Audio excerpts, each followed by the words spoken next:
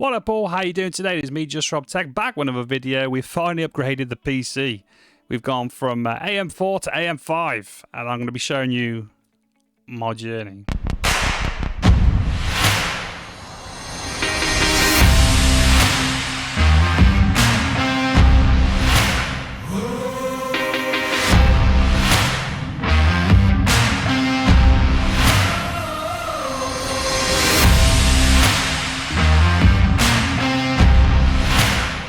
That's right, we got ourselves a new logo, new intro, and I thought I'd start a new one as obviously I've moved into a new platform. So obviously we've gone from AM4 to AM5. We're now on a Ryzen 7900X, probably one of the most powerful CPUs I've ever had.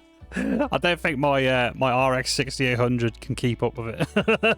But our minimum frames per second at 4K has gone up, so that's something there. But stay tuned, there is something coming today, which I'm really praying for is a good deal. Right, so here's the long truth of it, right? So I was eyeing up RX 7900 XTs. They're going for about, I think the Sapphire Pulse version is about $750 for the Pulse version, which is one of the cheapest ones you can get. And then obviously you got your other ones like the Nitro Plus, the Asus Tough, the MSI Gaming Trio. They're going for like $850s, close, some of them closer to 900. So anyway, long story short, I come across on Amazon a used, very good Asus Tough 7900 XT for $760. So that's coming today. Now, according to the description, it's used, very good, and the box is in a bad condition, so they've had to put it into another box apparently. So I'm really hoping I've got a good deal here. I'm gonna find out. Apparently it was located in the UK, but my tracking system on Amazon says that it's gone from Germany to Belgium, and now it's in the UK. So yeah. So hopefully it works. But anyway, so onto the build. Mostly went problem free. Well, two major problems I had with it. Right, so I bought the Thermalite contact frame for AM4.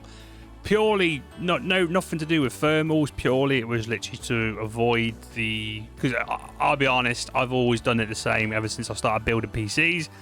When I come to put in the thermal paste on, I end up putting too much on. So I figured I'd get the little Thermalite contact frame. It was about, maybe about £10, something like that.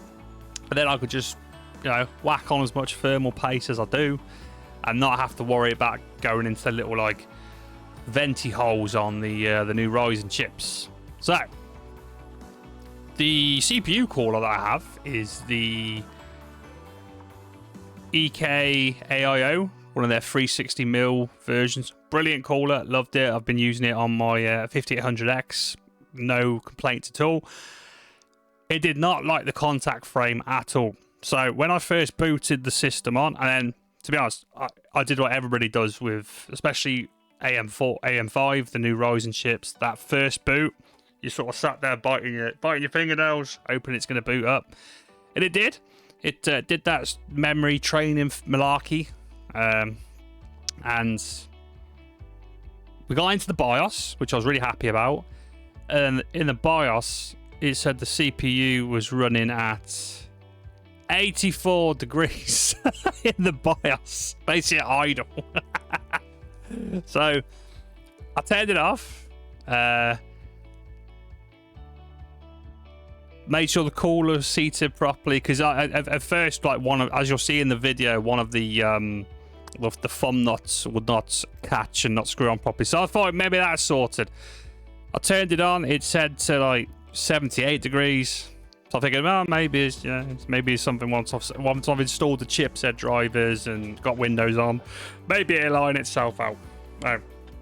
Anyway, got Windows installed, sorted it all out, installed the chipset drivers, and it wasn't doing anything, and the CPU was running at 98 degrees, and then it peaked at 105. So I quickly turned the machine off. I should do.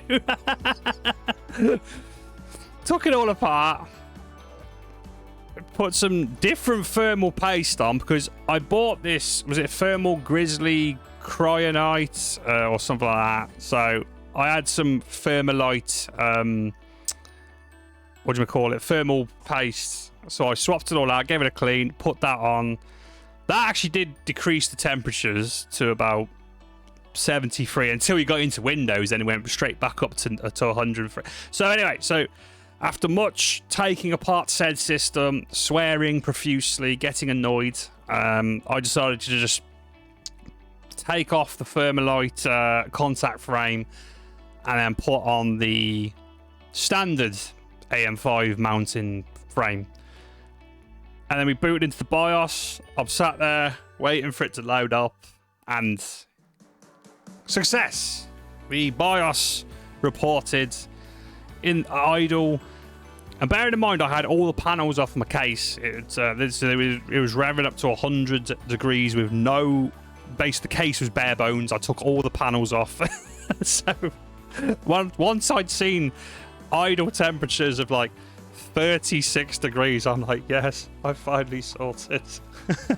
So on to the next problem. So I got into the BIOS, and bearing in mind I hadn't done anything with the computer until now, so all I did was simply enabled Expo, which is what I can do on, obviously on AM, that they got their new version of doing memory training. Why they couldn't just use XMP or whatever they were using before on AM4, I don't know. Or Zen4. What they were using on the 50,000 series. I don't think it was Expo, it was something else. But anyway, so I enabled Expo, saved it, thought boot to Windows, get everything sorted up, start testing some games to make sure everything's working, and start benchmarking the CPU to make sure that's working. And consider the fact that the chip's running beautifully, fantastic. But Expo, oh my god, what a slog that was getting that to work. So I got into the BIOS, and I'd already done the whole memory training malarkey to get into the BIOS. As soon as I enabled Expo, I saved my settings, and it did the memory training thing again. Trying to get 64 gigabytes of 6,000 speed CL30 memory. I went for like the fastest one I probably could, and it was memory training, and then that was on the 15 for almost 2.5 minutes. And then it reported EC and an error code 46, but after googling, that was to do with memory timings. So what I did was I reinstalled the new BIOS that I put on it, which is the latest BIOS, because obviously my board was made in March of obviously this year. So I updated the BIOS to the latest one, which I think was like the end of August. That worked. That got me into Windows, but it was still doing the memory training. And then, of course, with a new system, every time it started trying to download the latest updates, oh, you want to install this on your system? Okay, cool. We need to restart your system. And it just kept doing the memory training every time. And it was like a flip of the coin to see if it would fucking work. So anyway, after going on Google and finding out how to turn off the memory training, I'm reporting no issues now.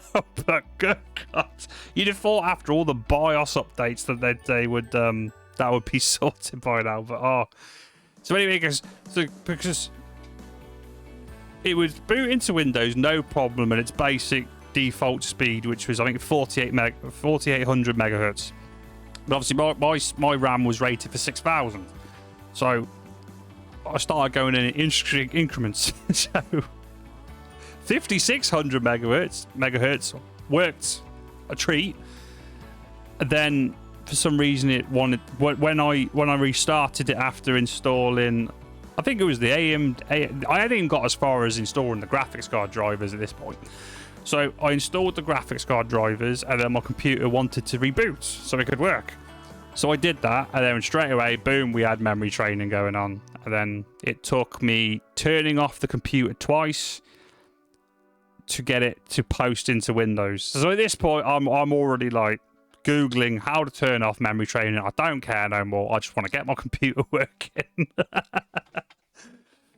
And then finally, I found out how to do it. So I've turned off memory training. I think you had to you had to turn off a setting called memory restore control or something like that. Anyway, so I turned that off, and then there was another setting where you had to turn off memory power down. And then since then, I can boot up the system normally. It's working fine at 6,000 speeds. Because I kind of thought that maybe the motherboard wasn't good enough to do it. And I'd noticed there was like a lot of doom and gloom about AMD's memory training, especially on Ryzen.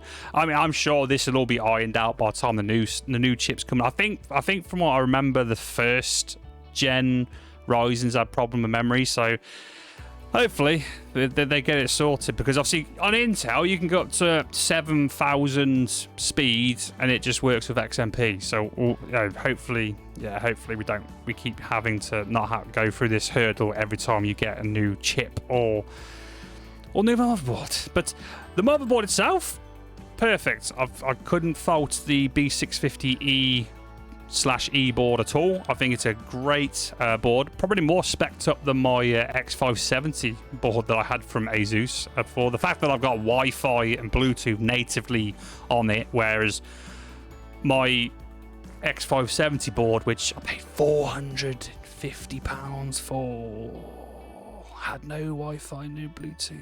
So, and I've paid under £285 for this B650E board, and it's got Wi-Fi and Bluetooth natively on it. So yeah. Anyway, so on to the actual build. This is my first time doing a sort of build vlog like this. I'm going to do another one when the GPU turns up later on today. But I hope you watch it. I say, if you want to see more sort of videos like this, drop it in the comments. If you want to if you don't want to see more, subscribe and all that. But anyway, on to the video itself. See you soon. Well, I'll see you at the end of the video, more like. Yo, what is up all? It's me, Just Rob Tech, and today's something different. Today we are finally getting our PC upgrade done. My Ryzen 9 7900X has turned up. Finally, after literally waiting like a whole week. There was like a problem with the delivery, and then it went back to the depot, and then they lost it, so had to get a refund and then order it again. But it's finally here. So today we're upgrading my PC finally. I'm moving to AM5, DDR5, bye-bye Ryzen, what was it, 5th gen? Now we're on to 1st gen of AM5. Right, so we've got our B650E ready to be, obviously, the parts installed. I've already put the CPU on it, and I'm using the Thermalite contact frame just literally to protect it from people like me that will put too much thermal paste on and then it'll go everywhere, as you can kind of see from my trusty work that I did on my 5800X. Yeah, there's a bit of thermal compound. I have to give that a bit of a clean before I don't know what I'm doing with this yet. I might just make a secondary system, probably donate it to a family member as usual. I had some difficulty getting the graphics card out of this little slot here, and I had to really carefully push this down with I can't remember what I used now, but yeah, we almost broke the graphics card, but luckily not. This looks like it's seen better days, but out of the old, in with the new. We are now on AM5. We'll see. Yeah, we're currently going to be installing our RAM, so I'll check back with you when I've finished that.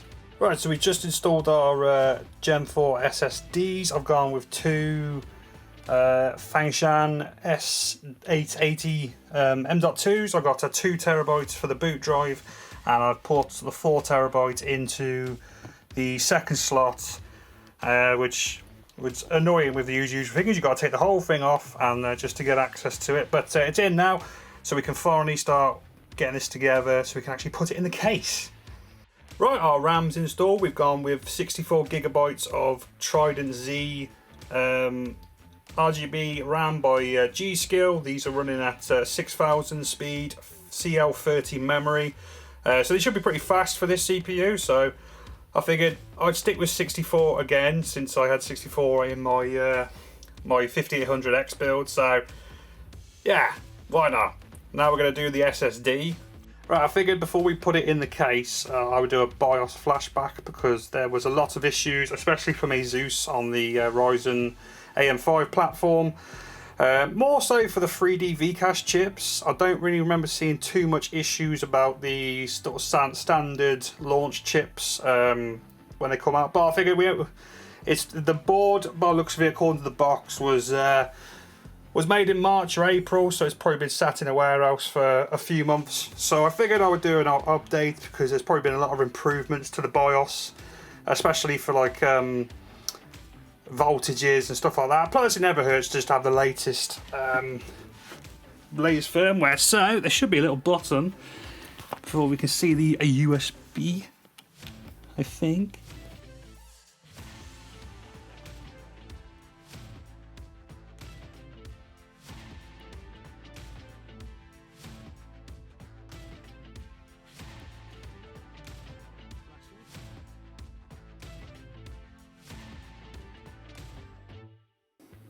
And we'll come back to that when it's done. Right, so as you can see, our BIOS has finished flashing. That took about 4 or 5 minutes. It was pretty straightforward. Obviously, as you can see on the box, if that picks it up, this board was made in March of 2023. So it definitely needed an update. Obviously, now that we've finished that, we can turn off the spare power supply. And then basically get the board in the PC. Wow. That did not go according to plan. We have had literally trouble all day. Basically, yeah, the CPU obviously booted. We managed to get into the BIOS, and then the BIOS was basically reporting that my CPU was running at idle at about 85, 90 degrees. So I quickly turned that off, uninstalled the AIO, reinstalled it, went back in. It was reported in the BIOS that it was running at 70 degrees. So I thought, oh well, it might be so maybe just sort that out once we've got all the chipset drivers and that. We got it into Windows, managed to install it. It's currently, at the moment, I'm just like making sure everything's working. I've got Cinebench running, downloading in the background. Plus I've got obviously Ryzen Master. You can see your idle temps are now back to 46. But basically what happened was the motherboard and, well, I think it's more the AIO, did not like the Thermalite AM5 contact frame. So after about 3 or 4 attempts of reapplying thermal paste, giving it a clean, make sure everything's working, make sure the AIO is seated properly, I finally decided to take out the Thermalite contact frame, reinstall the factory default one, and we're running idle temps at 48 degrees. Also, I've just got Ryzen Master, doing some optimizing just to see what's then I'll do a couple of stress tests, make sure everything's working. But so far, we've actually got a fully working rig. Now, I have had to reinstall the BIOS a few times because every time I enabled Expo on the in the BIOS, it would post, it would go to Windows, but anything else, it would sort of like restart the PC, and you would like, it would do the memory timings, so it would show the 15, and then I kept getting either error code 46 or EC. So basically I just flashed the BIOS again, and this seems to have worked. I've left everything on default for now, just to make sure everything's sorted. But the temps are good. I said, look, fantastic. Thank God we got the temps sorted. I'm using the Thermalite thermal compound which came with one of my my coolers, which I'm going to be installing on my 5800X. This is the Assassin X S20 version 2. So far, I'll say pretty easy to install. But yeah, so the temps are looking good. I did a little quick stress test using Ryzen Master earlier, and our low temps reached 83 degrees, fully maxed out. So far so good. I'll say the BIOS is working alright, so hopefully things are good. Right, so we just finished our Cinebench multi-score test. After the 10 minutes, we got a score of 28,383. Probably could try and get a better score, but to be honest, I just wanted to make sure this thing's working all right.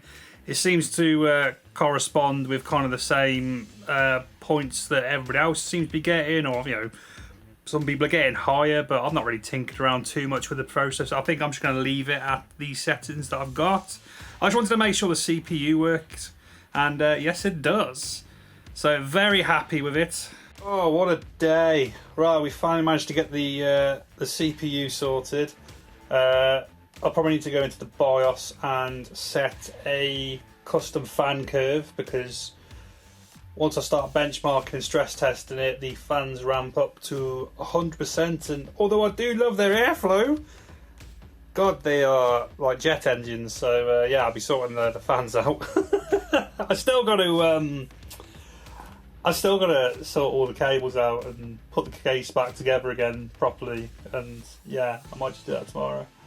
But then at some point I need to put the graphics card back in and then start installing Steam, and luckily I've downloaded most of the games onto another hard disk, so I should just be able to copy and paste them over to my Steam library, and I can actually start playing this thing. But yeah, we finally sorted out the PC. The 7900X is an absolute beast. Oh my god, I've never seen a CPU this fast before. And I thought the 5800X was fast, but this is just absolutely ridiculous. The reason I chose the 7900X, it seemed to be the best middle ground for what I wanted.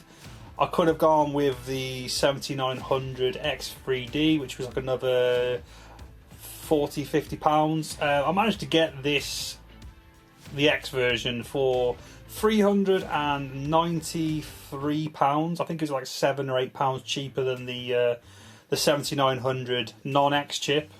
So I just decided to go with this one, and I've never really been too fussed about having a hot chip, but to be honest, I mean, since the BIOS update, it seems to doesn't really reach 95 Celsius. Obviously, the max it's reached according to Hardware Monitor is 88 degrees, so that's fine with me. And then all I need to do this week is get my new GPU, which I'm really nervous about, because I basically picked up according to Amazon, a used, very good Asus TUF 7900 XT for £760, which is about £10 more than the Sapphire Pulse version. So I'm really hoping it works when it turns up. I'll just send it back. But according to my delivery updates, it is coming from Germany. it's just past the customs check over there, so I'm hoping it passes the customs check over here. The question is, do I have to send it back to Germany if it doesn't work? Oh god. The reason I decided to do it was because I got a feeling like my 6800 is not cutting it in 4K games anymore. This is the downside of going with 4K gaming, is you need to start getting a lot more better hardware, as I found out. But once we're sorted, hopefully everything works out. So very happy with it. If I'll do another video where I show some more benchmarks, how I found the CPU, my review of it, my review of the platform, like the Asus B650E/E. Been a phenomenal board, like compared to the X570 that I've just replaced it with. Much better quality. I said everything was straightforward, very easy to set up. I said I've got the BIOS sorted. I think the reason I was going wrong with that was I think I'd set a load of settings in the BIOS, and then when I was trying to use Ryzen Master, I think it was just screwing with everything in there. So once I just reinstalled the BIOS, set everything to default settings, let Ryzen Master do its thing, and then also went into the BIOS and just literally enabled Expo. So we're getting the memory timings right now. We're actually running at the rated speed, and the whole system is working. Right, guys, so we finally completed the build log. Obviously, I had really good fun taking the PC apart and putting that together, with all the stress that went with it. And so after finally getting the computer ready and sorted, getting it to where like I could get into Windows without having to go for the memory training, the CPU wasn't running at 100 degrees like it was the first time I hooked it all up. Now it's got the point where it works. I said it works well. I've got it running at a all-core frequency of 5.2 gigahertz, running across all cores. And the most it runs is about 90 Celsius. So between 88 and 90 Celsius is where it runs, which is obviously 5 or 6 away from what AMD guarantee these things to run out for. As far as benchmarking, the only thing I kind of used is Cinebench, just to make sure that my points, or like obviously the score you get, is the same as what everybody else is getting out of the box. That's fine, especially the multi-score. And as far as gaming, the only thing I've really tested is Shadow of the Tomb Raider using the RX 6800, and although my average frame rates haven't increased, the minimums have increased. So I'm using the high settings, no upscaling, and my minimum frames per second went from, I think it was like 67 to 75, which I was happy with. That was great. But obviously that's where a more powerful GPU is going to come into effect, especially at 4K gaming, which I use. So I'm hoping to take advantage of that very soon with this. Now, as I said at the start of the video, I made a very late purchase last week. I was looking around at prices for the RX 7800 XT, which is obviously the new version of the 6800 XT. Obviously I've got the non-XT version, so mine was like a step below that card when it came out 2 years ago, or 3 years ago even. So I was hunting around, and I was on Amazon, because every now and again they have a decent GPU sale going on, and I came across this, which is an RX 7900 XT, Asus TUF version, which usually retails for about $850 to £880, and I found on Amazon a used very good RX 7900 XT TUF edition for £760, used very good. So, and then the description said the original box was damaged. They put it into a new replacement box, which is basically just one of Amazon's boxes, and it came today. So it looks like it's come in the packaging that goes in the original packaging, and then they've just put it into an Amazon box. Off to a great start so far. So that's open. The like cellophane baggy thing that comes in looks like it's seen better days. So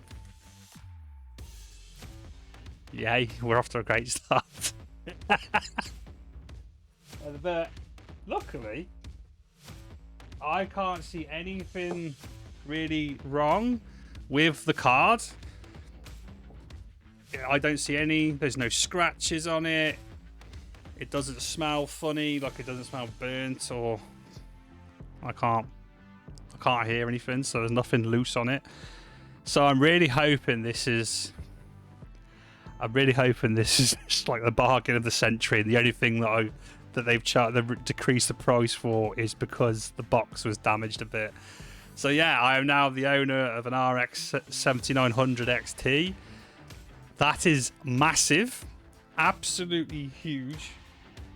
Which is not very fair because obviously my RX 6800 is in my PC currently. But for size comparison, for the GPU that came out of my sister's PC before I upgraded hers was the RX 580, and look at the difference in size between.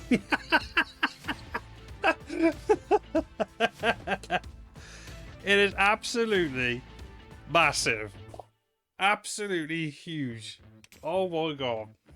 But yeah, I'm gonna put this down before I end up damaging it. So yeah, so look forward to a future video of me testing this out. I mean, let's be honest, I'm gonna install this in a minute, but there's a few precautions I need to take first. Obviously, at the moment I'm using an 850 watt power supply with my RX 6800, and because obviously this is a lot more powerful card, I'm gonna be swapping that out for another purchase I made. I made a lot of purchases this month. I was looking for a 1000 watt power supply, especially for these new cards that require obviously 8-pin connectors for this card. And I come across, I've used Be Quiet PSUs in my obviously what I've got in the moment, the 850 System Power 10 I've got at the moment, and so I was looking for a 1000 watt version, obviously modular. I came across the Straight Power 1000, and then I came across for the extra £4 off, I think it was AWItech.co.uk, 1200 watt version for an extra £5. So I've bought that. Yeah, so I'm gonna have to do another build. So I'm gonna have to take the PC apart again, put all the new stuff in, and hopefully I've got a bargain. If not, it'll be going back to Amazon and getting a refund. So that's a quick update before we wrap this video up. I have installed the GPU and the power supply. Both work absolutely fantastic. I have thrown everything but the kitchen sink at the GPU to make sure it works. I have used Time Spy, I've used Furmark, I've used games, I've used Firestrike Extreme. All the temps fine, clocks are fine. Clocks are basically what they will be running out if it was bought new. Temps never reached about the max I saw it reach was about 65, so absolutely spot on. So I'll be doing some gaming benchmarks soon, but we've got a bargain. We've got an absolute bargain. I took a chance on an Amazon warehouse deal and it paid off. But thanks for watching, folks. I hope if you want to see more videos from me, please subscribe to the channel. And if you really like this video, obviously drop the like. It helps the channel out. Until then, see you next time, folks, for more fun and carnage with me, as usual.